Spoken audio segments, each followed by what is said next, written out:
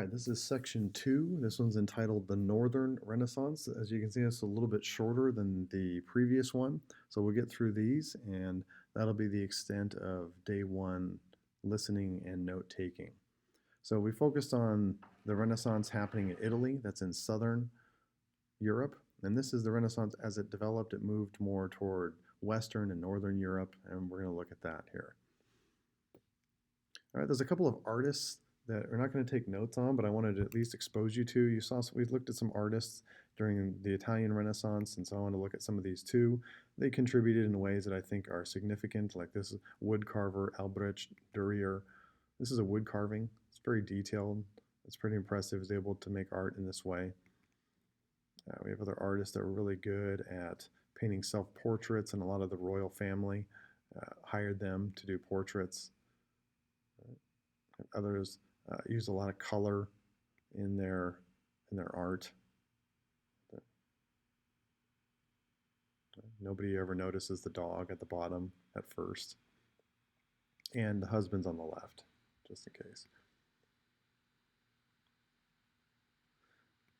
And then this guy was famous for painting a lot of people at once instead of a single person. All right, back to our notes. So the movement to improve the quality of the Catholic Church, because there were some issues with it, and the Renaissance is all about thinking and improving, and so that seeped into the church. So this movement to improve the church was known as Christian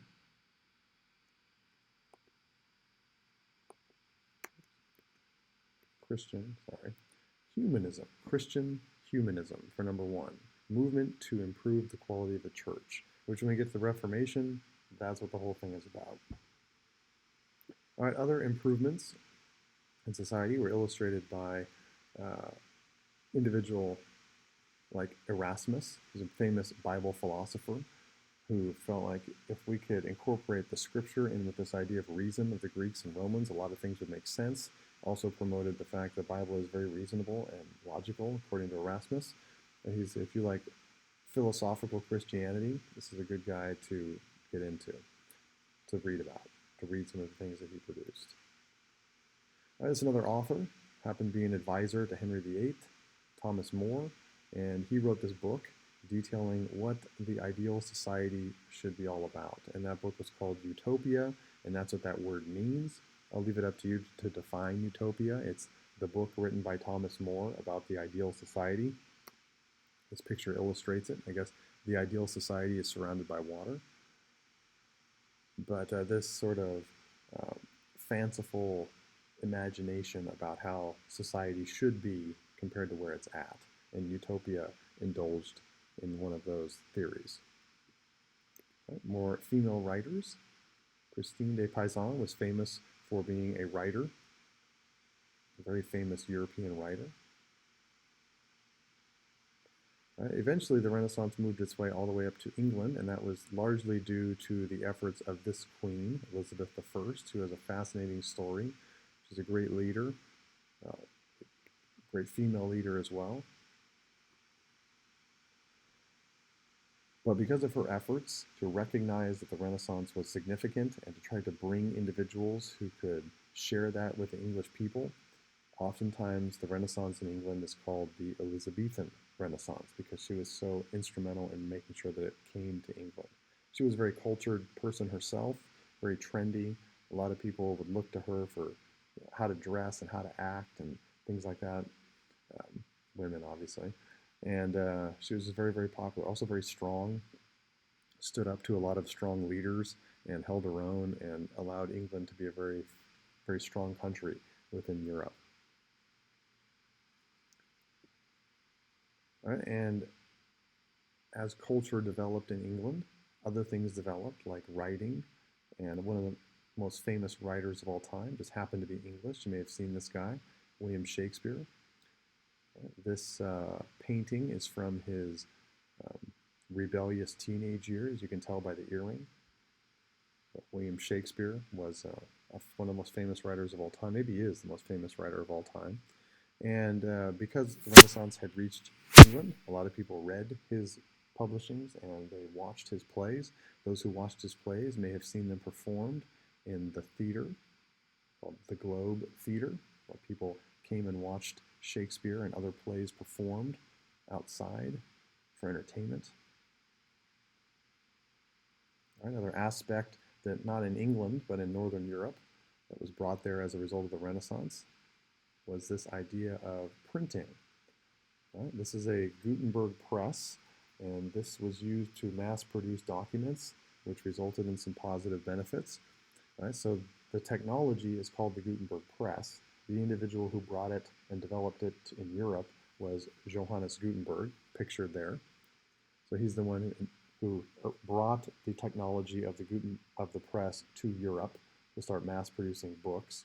The way this works is you turn the crank and the compartment right here lifts up, and on the underside you can put in different block prints, arrange them in the way you want your page, you ink it up, you push it down like a stamp on a piece of paper, and there's your whole page printed out.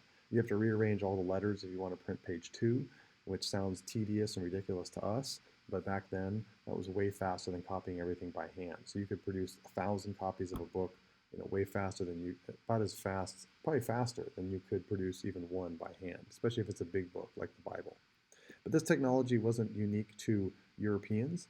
This was first developed by the Chinese. They had been using block print and movable type for a while. It's just Europeans didn't know because they weren't engaged in trade and they didn't really travel further than their small little area. All right, the first book printed in this style, probably could have guessed, was the Bible. The Gutenberg Bible. It's a really priceless piece of historical artifact.